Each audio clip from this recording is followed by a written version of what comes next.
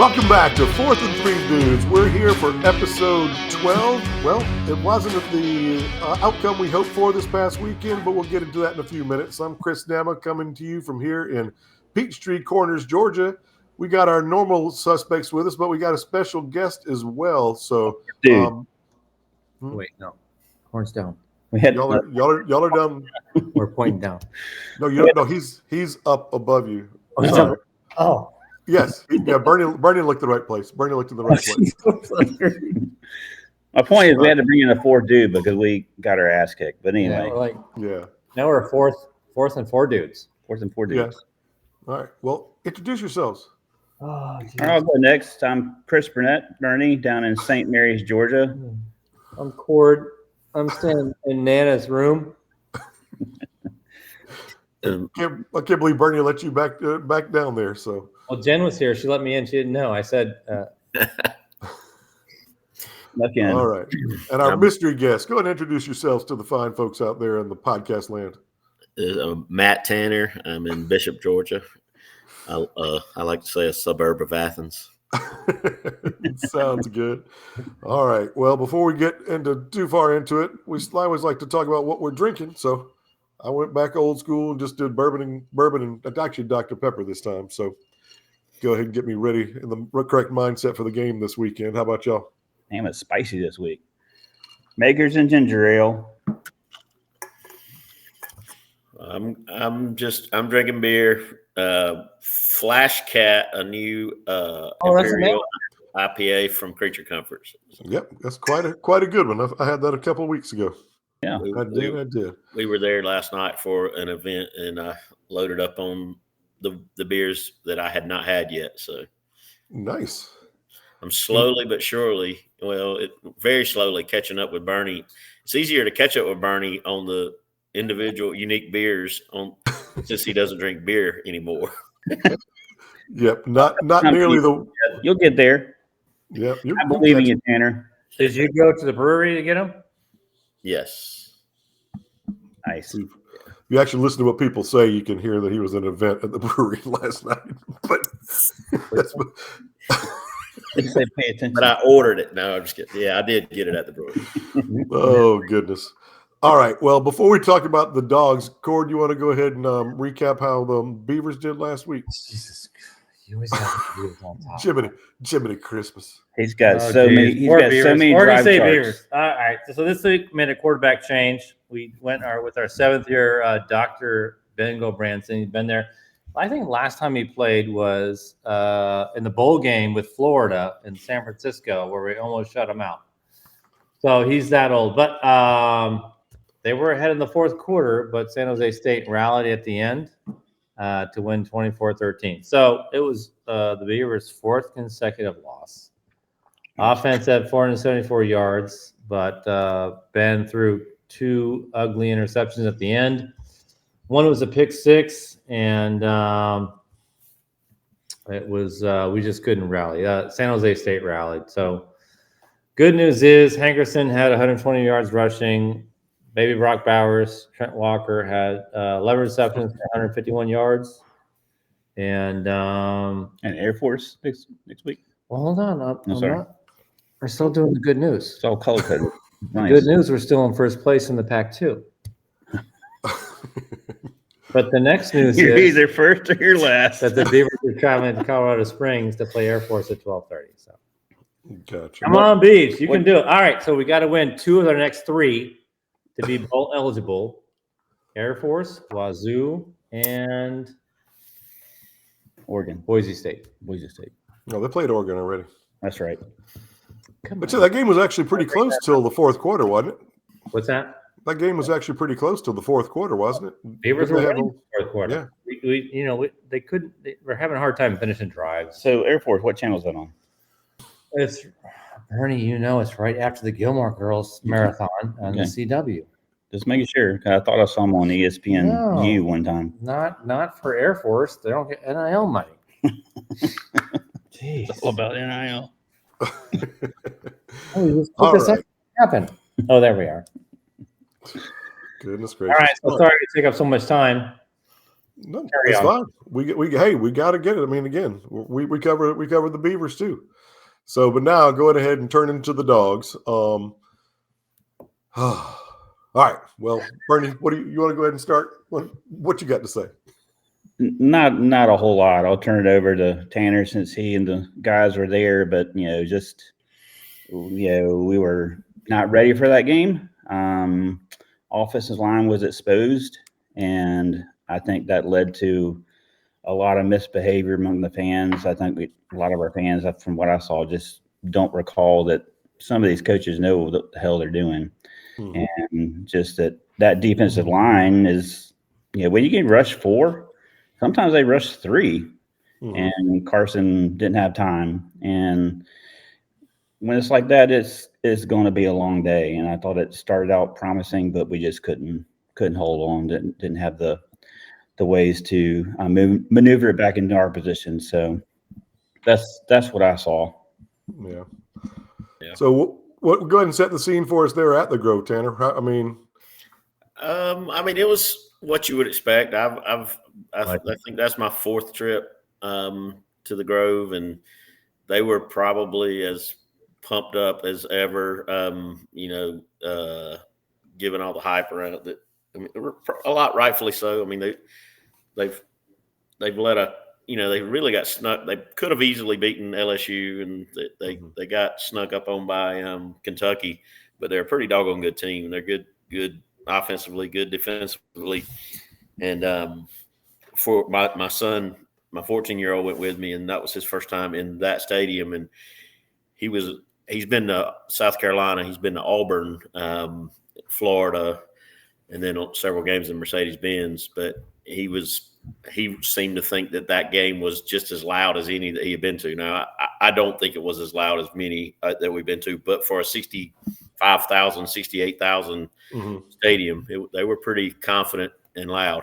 But what was interesting to me was, we couldn't have gotten off to a better start that first defensive drive. And I think there were an awful lot of Georgia fans in that stadium. And for a brief, I don't know how long it was, 2 minutes, you could have easily seen you could go to that one play where the second drive where it was deflected and it ended up going straight to their tight end, I think. But if that hadn't gone that way and we made another big play, then it seemed like that we could have easily taken the life out of that stadium. It's very easy, but boy, did it not. And after that play, it seemed like from that point on, they got a little bit more rowdy. I mean, I'm surprised they didn't rush the field in the third quarter.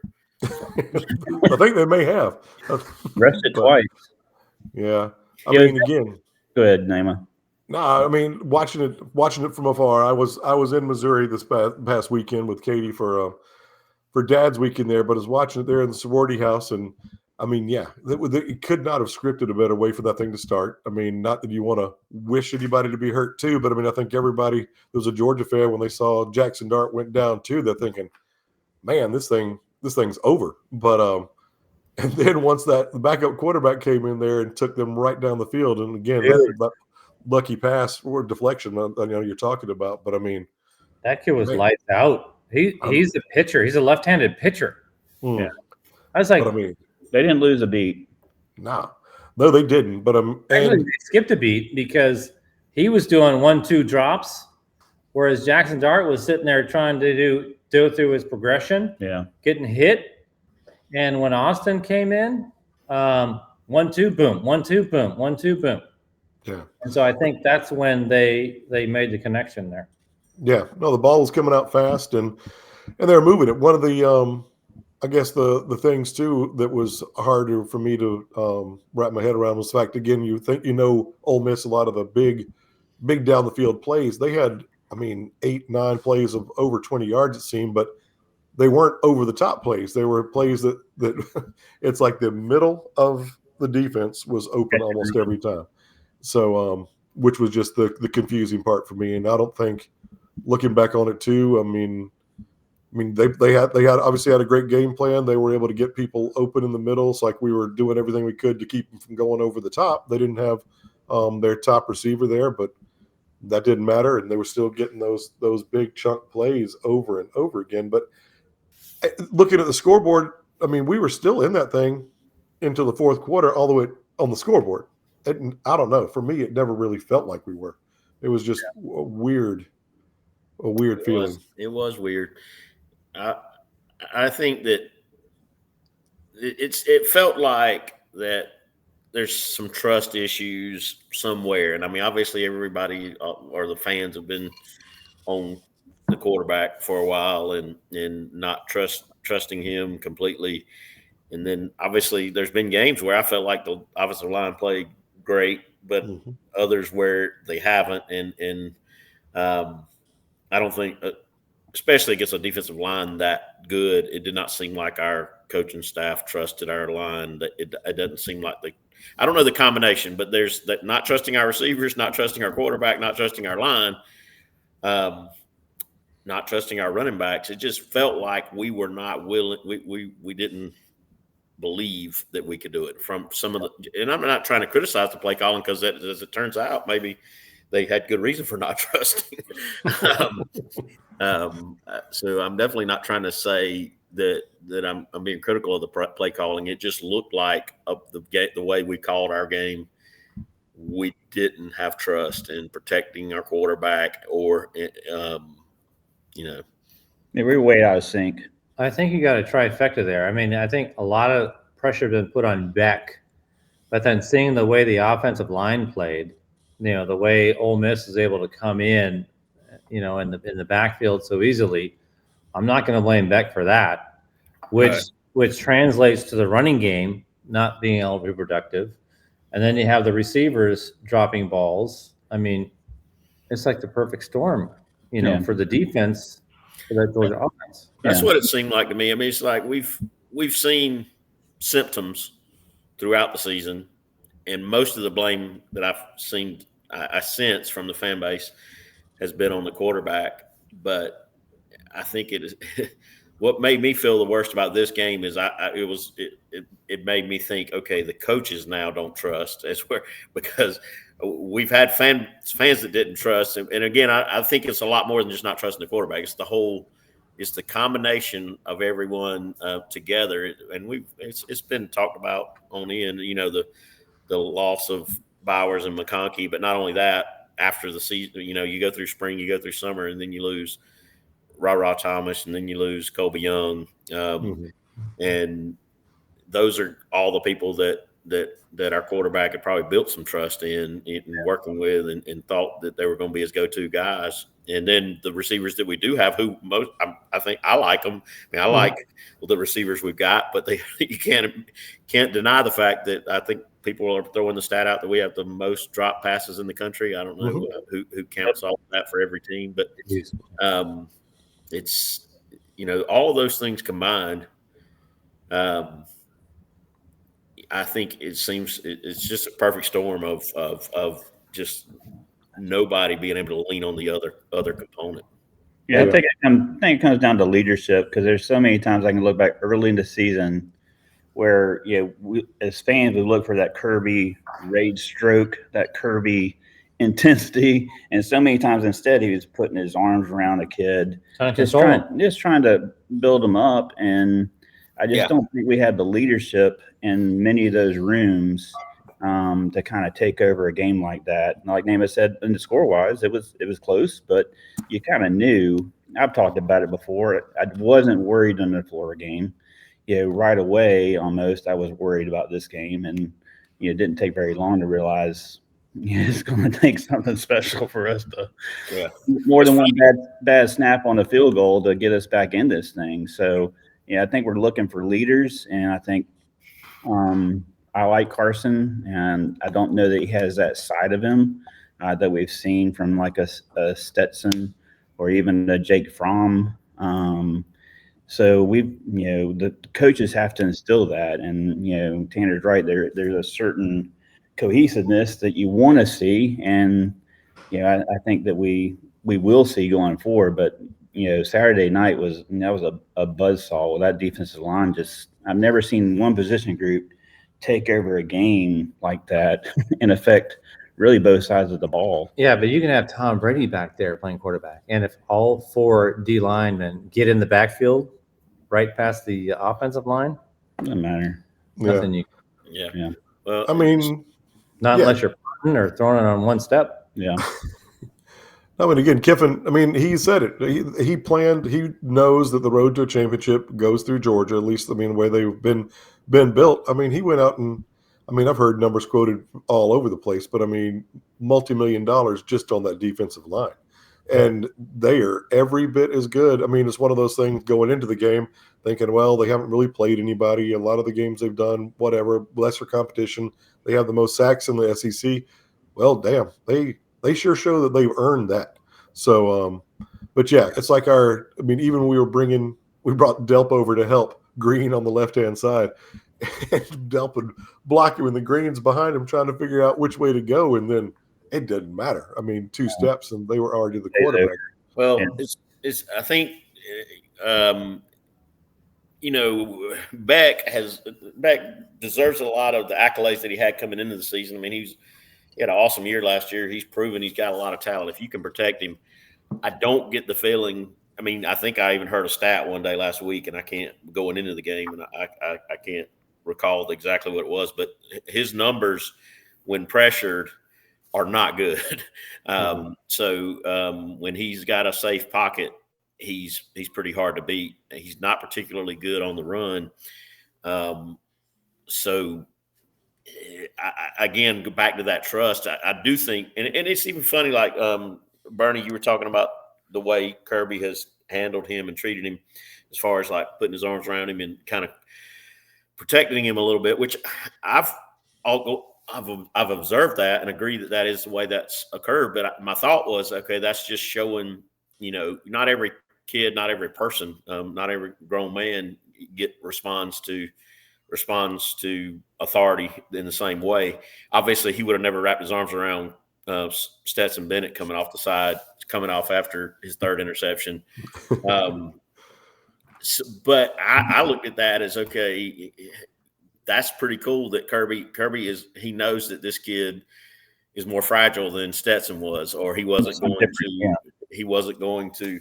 But at the end of the day, maybe that exact issue is the problem. I mean, but like Tom Brady wouldn't have done well in that situation. But I do think, in particular, he hasn't proven to be the type of quarterback that is going to perform well when he's under that pressure. But with that said, as we talked, Darty and I talked on the way over there, and Dustin, I was coming to his defense a lot in the fact that he has thrown a lot of interceptions. He has performed poorly early in games, but he's also a lot of quarterbacks. There's not many quarterbacks that would have thrown 2 or 3 interceptions in a game and then consistently led them back. He's had some big 4th quarters. He's had some big 3rd quarters.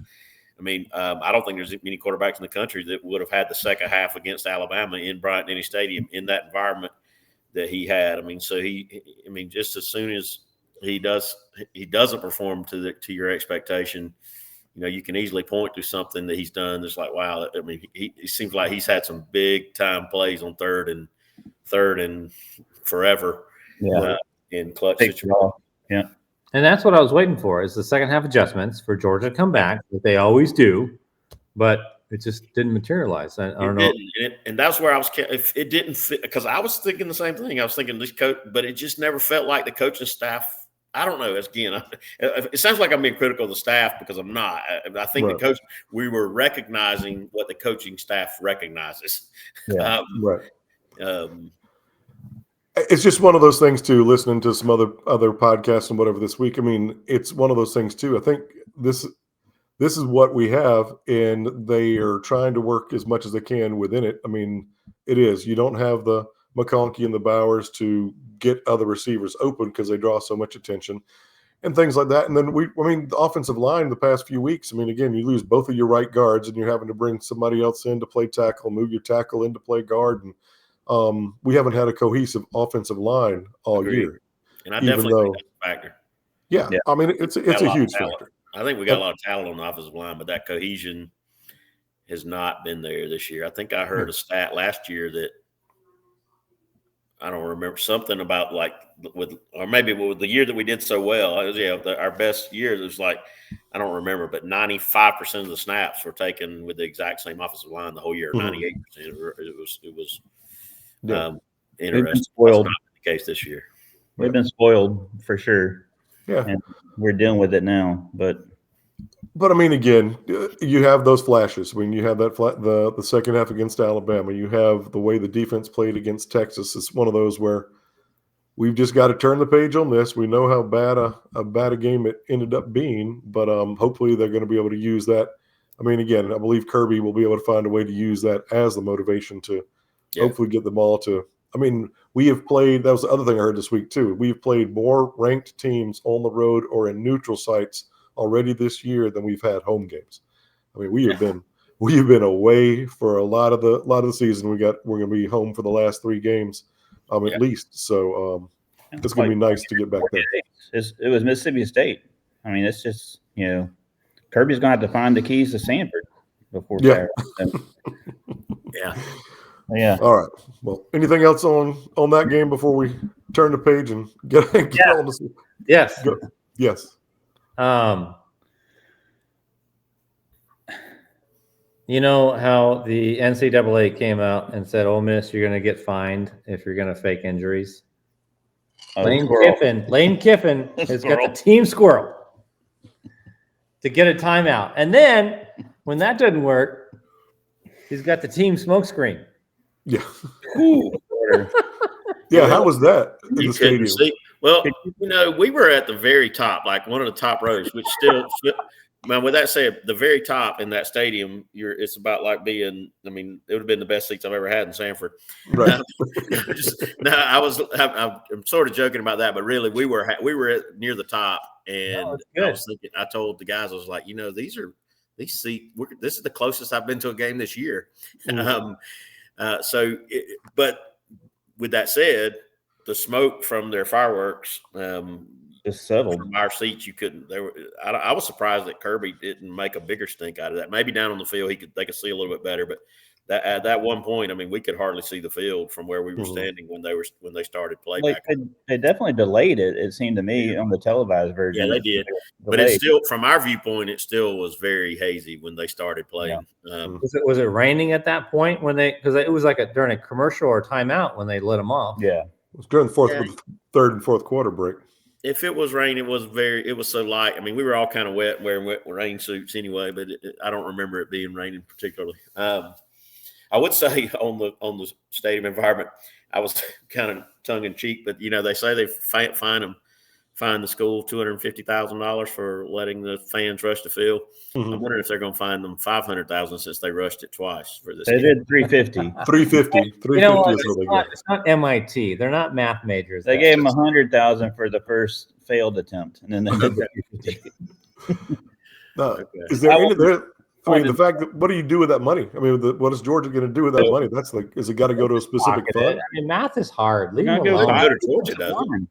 Yeah, it goes to Georgia. Passed the bucket in Square in Oxford and collected $250 that night. Yeah. No, when you have the when it's for rushing the field, the fine you pay goes to the school you're playing against. If you're doing the trash or something like that, like they did down in LSU or wherever it was, that goes to a specific fund for college athletes. I think after they graduate from college or something. If they don't, you're welcome.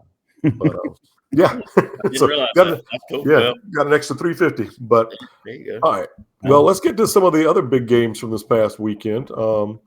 I guess one of them was back here in Atlanta with the freaking wreck. The Georgia Tech Yellow Jackets were able to take down Miami. And Miami was so overdue for that. Overrated. I mean, they should have 3-4 losses, and I don't root for Georgia Tech, but I did not mind seeing it. Wasn't even surprised to see it. They're a sham conference. They're a sham team in the sham conference. So I'm glad to see Miami get their due because the refs have been in their pocket for a while. Finally. But the biggest game, Nama, you were there. You got that right, baby. I mean, again, those Missouri Tigers didn't have their starting quarterback. I was there standing up for 6-7 hours straight. I don't know how that actually happened, but anyway, no, it was a lot of fun. It was good to be there at the game with Katie, and We stayed the whole time, even though the other girls and their dads took off and left. We stayed to the end. Katie's biggest disappointment was not rushing the field at the end of the game. So, Cord. It's hot in Freaking. Are we talking about the best games? Wardrobe changes. Already talked But about anyway. But yeah, that strip sack to return the ball for a touchdown with 22 seconds left to give Missouri the win was a good way to do that. So, all right. I'm glad you had a good time with Katie. No, Nama, that game was crazy. I turned it on when you were texting. Oh my god, that was lights out. It was awesome. Yeah, it was a game. Fast and furious finish. But I don't think there's really anything else, much else to talk about with that, except for maybe go into our locks of the week, Bernie. I mean, again, we just talked about mine. Yeah. So locks of the week from last week. Cord had Penn State covering 13.5 against Washington. They did that easily. Because Washington are losers and they're traitors and they deserve it. Cord moves to 9-1-1. Nama took Missouri -2.5. That was gutsy. The next day it went to Oklahoma +3. So that's right on Nama, but he stuck with it. He's a man of his word, and he still won. How much time did you have in that game before you were winning? Don't make him do math. I can't remember. I mean, again, there was a whole lot of stuff happening before the game and during the game, but all I know is at the end of the game is all that mattered. So I took South Carolina on the road at Vanderbilt. That seemed like an easy one. It was I got a -3.5 early, and they won by 30. I don't know. So math is hard. Season record, Cord 9-1-1. Nama moves up to 7-4, and I trail at 6-5. Ooh, that's the basement. I'm the basement. Usually, I have Nama in the basement with Who's me. in the basement with you? I know. Nobody. Oh, jeez. Well, Tanner's 0-0, so I mean he's kind of the basement. All right, so let's go ahead and start. Before we do our locks of the week, do you want to talk about our thoughts on Tennessee game coming up? Ooh, Yeah. I mean, can you play my song? No, we don't want you to play your song. Not yet, Cord. Wait. No, this one we don't want. This is the spooky Rocky Top song. Yeah, I think just everything lines up for Georgia. I haven't thought a whole lot of Tennessee's defense. I know they get a lot of love. I think Nico Amalabaluba is game time maybe at best. I haven't seen. Yeah. Their backup quarterback didn't do that badly, but this just feels like 2 years ago when we just overwhelmed them. I think the stadium noise is going to be a factor, and I think they're going to shore things up and get a little bit more healthy. And so I'll just go ahead and let out the bag. I'm taking the Dawgs -10. That's my lock of the week. 11. No, I betted at 10 yesterday. Wow. But it's game time. It's 11. Are you confident? Okay, you want Dawgs -20? I mean, what do you want, Cord? Just playing by the rules of the casino at Kirby Casino. So, what do you think about this game, Tanner? Well, it's sort of relative to the trip to Ole Miss. On the way out there, we talked, and Darty and Dustin, you guys know them. They thought I was crazy for saying this, and I wasn't hoping to lose by any. I wanted us to win for sure because we were in better shape if we won. But thinking if we had gone in there and played a respectable game and lost, I was saying that there's an argument to be made that was the best thing for us because it would mean we were going to kill Tennessee because Georgia doesn't lose 2 games in a row under Kirby in general. And, hosting a playoff game in Athens, if we in that situation, potentially, if that could have happened, there was an argument to be made. Although I did not think we would get our pants pulled down like we did. So it sort of changed. I do think that we should win because I do think Kirby's going to find a way. And I don't know exactly what that way is because I think that Tennessee is set up they have a strong running game. They got a good running back and they've got good defense. And those are the things you need to be able to do to go into in a hostile environment and slow down the pace and control the game compared, which is not necessarily what they had 2 years ago when they were in Sanford Stadium. Right. But I mean, think about that was an awesome game, wasn't it? Oof, yes, yes, it was. So I don't know that I would be confidently saying we're going to cover the spread, but I do think we're going to win. I think that just because I mean, Kirby's been here for this many years, and he just doesn't play poorly 2 weeks in a row. I mean, and I know he's not the one playing, but his teams do not play poorly 2 weeks in a row. And I think if we, with the advantage, the night game, the crowd, we should be able to pull it out. But I do think that their strengths and their running game and their defense does give them a better chance than normal in that situation. Yeah. What do you think Georgia's defensive line can do to Tennessee's offensive line? Who's got the advantage there? I mean, it depends on which defensive line shows up.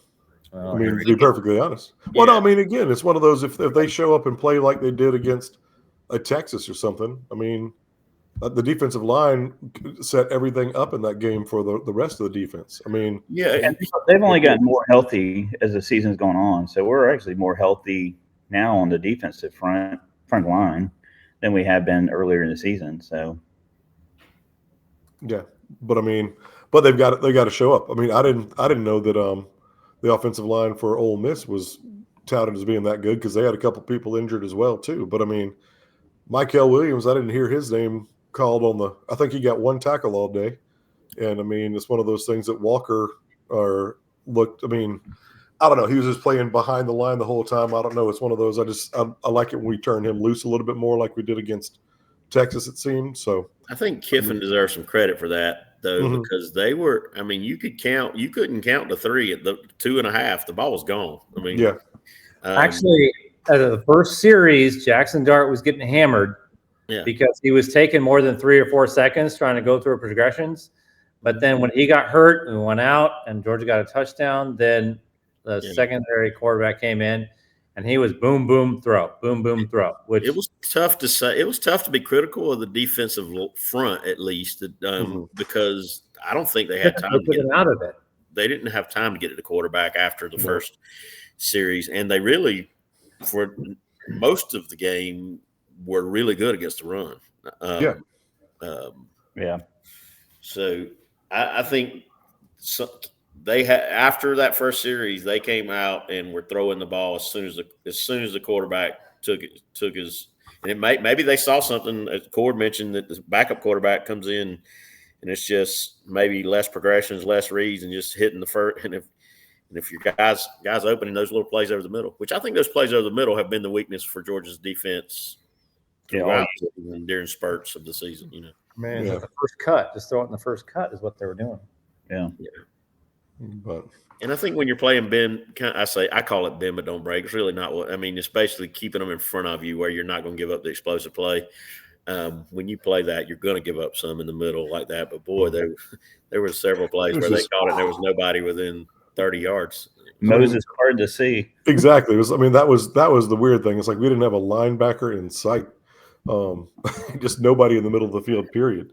But I also think is we all reference back to that Texas game a lot, and because that built a lot of confidence in all Georgia fans and people across the country following Georgia. But you know, our special teams in that Texas game put us in. I mean, we had some short fields. It wasn't like the offense did what they needed to do, but it wasn't like the offense had to do too much. Definitely. It's not what special teams and defense, and that's kind of where what was so frustrating about this week was just we've been so spoiled by having either all 3 parts of our game good or at least 2 out of 3 good on any given day, and it just didn't seem like we had it. Had that, yeah. And here we are. Did you start this? We're trying to talk about the Tennessee game, and we're back talking about the offense. I noticed that too. Is Evans supposed to be back this week? I blame him. Is Evans? Sure. Hey, anybody know if Evans is supposed to be back this week? I just tried to check a scout the injury report. I haven't seen, but our return man. Returner. I haven't seen one, so I'm gonna guess he's still out or 50-50 at best. Gotcha. But yeah, I mean, again, I think it'll be a good environment there under the lights. It'll be interesting to see if they're gonna. They said it's gonna be a blackout, or I know all the players talk about like they want it to be, but I don't think I've Not to seen go back to anything. Ole Miss, but Ole Miss was a red out, which kind of bleached out all the Georgia fans. Okay. Well, that worked. So should we do an orange out then? Absolutely. Oh, not. well, the bitches. I didn't say that. Absolutely not. All right. All right. So, Bernie, you've already given us your lock of the week. Cord, what you going to go with, brother? Oh, I'm glad you asked, Chris. Oh, dang it, it's not on. Oh, there you go. Can you hear it? I'm going to go out west, Chris. And I'm going to go out to the land of potatoes and spuds and go with Boise State minus 13.5 over. Who's the over? San Jose State. San Jose State, which the Beavers just lost to. So that should be an easy one with The Beaver Ashton Slayers. running up 250 yards. Heisman Trophy. Easy 2 touchdowns. Easy. Gotcha. All right. Well, I think I'm going to go in the Big Ten, and I'm going to take Oregon over Wisconsin. That was my second pick. Giving up 14 points, but I mean, Dan I Lane's think they're going to beat for 35 points. yeah, I mean, I think 14 points is a gift in that game. But So you got him 14? yep. Well, what do you got it as? If you got it less than, I'll take whatever you. No, I'll get 14. And hey, Doesn't matter. It's going to be 35. That was yesterday morning. So Gotcha. That was actually going to be my pick as well. So, but I think so. Let's change it up. I don't think I won't have enough, at bats to win the batting champion anyway. So I can take a little more chance. I think have they said is Lagway playing for Florida this week? I think he is going to play. he dressed, but then didn't play. So I'm saying this coming week against LSU. Right. And that's 4.5 is what I got. They're at Florida. I'm thinking that Florida's going to upset LSU. Oh wow, Nice. Like that. Yep, he's practicing. 1 hour ago, ESPN was reporting that he was practicing and eyeing to return against LSU. Poor LSU. What happened? Brian Kelly happened. They I do won think I was nice. looking at that South Carolina Missouri game as well, but that's about 14 points too, which I don't know. That's a pretty big number, I guess, but I do think South Carolina's going to handle business there. Yeah. Ooh, this went down a point. It was 11. No, I got Georgia, Tennessee. I got it at 10 yesterday. I didn't look at the game notes or the today for what all we've got left on the agenda. But one thing I'll ask, or if we're going to talk about, but it's just this whole tiebreaker scenario for the SEC championship. Right. That's something you guys have put any thought into or dug into? I mean, it's November, but it still feels like it's too early. I mean, it could be simple. It could go down to who has the most motor oil. Well, I can lump this into talking about the Tennessee game, because I'm not usually a conspiracy theorist, but there's a lot of people out there that think Texas got some special treatment, and on the way back, when they brought them into the SEC, and on the way back from Oxford, while I was driving, I had Darty and Dustin. We filled up 3 pages of notes, like your research team, checking everyone's records and Texas definitely has the weakest opponents SEC schedule by far in the SEC when we totaled all the teams. So easiest path for Texas. Yeah, but with all that said, where I was going with it was that the SEC probably would really like to see Tennessee win this week, because it would make this SEC championship game. If Tennessee wins, then it basically should be Tennessee against the winner of Texas A&M Texas in the SEC championship game, which gives you 2 one-loss teams. That's the only cut and dry way for them to get a non-disputed SEC championship game. If we beat Tennessee, I still think the winner of Texas A&M has 1 SEC loss. Obviously, Texas A&M would have 2 losses total. But That puts we're either going to have 5, 6, or 7 teams tied for second at 6-2. If Missouri were to beat South Carolina, they would still be 6-2 in the SEC. If LSU beats Florida, they would still be 6-2, and then Alabama and Ole Miss and Tennessee and Georgia would all be up to 7 teams tied with that record. And so, digging into that, what I believe the tie-breaking situation is, they talk about, I guess, the record of your record against common opponents. Yeah. Well, with that many teams, even if it's only 5 of those 7 teams, you're not going to find a common opponent. Right. I mean, you couldn't. It's hard to find a common opponent out of 3 teams, really, or 4. But with 5, 6, or 7, 16 teams. So yeah, that's impossible. There are no common opponents. So it says then that they're going to go to the opponents, your SEC opponents' records in the SEC. So, and we that's what we ran through. And granted, the season's not over because we don't know if Auburn beats Alabama or Alabama, but we projected out, things the ones that we feel like are highly likely. And in doing that, Alabama, it looks like it'll be Alabama that'll have the best opponent's record of all those teams, assuming they beat Auburn. And then, strangely enough, the next best was LSU had the next best opponent's record, and then it was Texas A&M and Georgia tied for like the third behind that. But everybody keeps talking about these head-to-heads. Head-to-head is not going to mean anything. Yeah. Because of the no common opponents and with that many teams tied. So anyway, my guess is it's going to be Alabama against the winner of Texas A&M. Texas. So you think it would be better to reinstate the East and West instead of everyone just playing everybody? I think we need to go to like 9-team conference schedules and have like pods is the best scenario I've seen, but that's a whole other. I mean, because you have, like a Texas, it doesn't play a lot of ranked teams. It's just a weird feeling. I mean, it's November 13th, and usually by now we know who's going to Atlanta. Right. And as Tanner and his research staff, thanks to Dory, there's no clue. I mean, you can talk about best line, but there's still football to be played. So that's right. And there's a lot of Georgia fans that would rather not go to Atlanta and host a game, and I kind of get that. I still like the 1 year in my lifetime as a Georgia fan, we had an SEC championship and national championship. Yeah. That's the best way. I agree, and that's why I was saying that I wanted to win, and I want to win the SEC championship. But you could easily see it's not a bad consolation prize, especially if we were to be able to host that game in Athens, which I still think of the whole new playoff. The weirdest thing about it is the fact that we talked about this too.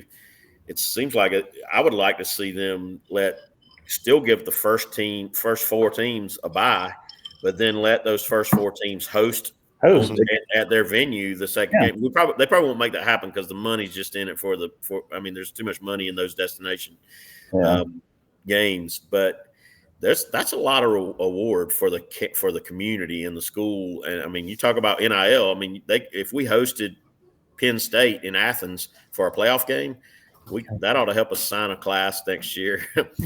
From the financial benefit, And just the fact that the SEC is now that much harder to win the conference. You win the SEC, I feel like that's a national championship. You should be rewarded with a home game. But anyway, what do we know? Yeah, but then you get into the weeds of the whole playoff scenarios anyway. I mean, again, right now, the way that they're not really – they were giving lip service to talking about strength of schedule, but then when you actually put those rankings up there. Yeah, 1 week it was and 1 week it wasn't. So, I mean – yeah. Anyway. Going to have to wait and see on that. Just beat Tennessee. Yeah. Beat Tennessee and let everything else take care of itself. So, all right, anything else for the common good before we get on out of here? And hopefully our one listener doesn't chafe this week nearly as bad as he did last week. Yeah. A shout out to our one audio listener. Actually, Actually, it was good because she can do math, and she's a new math major, and she didn't go onto the field before the game ended. Did she go on the field after the game ended? She did. All right, good for her. There was hardly any room. She did the math. She saw, okay, it's double zeros. We can go now. On the playoff stuff, do you guys, maybe you've read somewhere, I haven't read a lot about it, but will they try to avoid matching two SEC teams against each other in those middle rounds? That first round of like a number 9 against number 6 or what have you, whatever it is. Because I would think that they would try to avoid that, but you would think so. I think that first round playoff is. I don't know. I think Georgia they need to win this week, but I wouldn't be all that worried about playing some of those teams that will be in this playoff. I think that there's some very beatable teams out there that just it might be our 5th most difficult game this year. I wouldn't be surprised if they ranked it, not worrying about it, but in the end, after everything's said and done, yeah, they're probably for TV wise. It's all about TV money, right? And for TV wise, they don't want to match a rematch of something, but that's why they get paid the big bucks. We'll see, but I mean, again, you got Big Ten people in charge of that committee this year too. So they may want the SEC teams playing each other to try to eliminate each other. Do that too. I would going with conspiracy theories. I wouldn't put it past them. So give us Texas, not Ole Miss. What?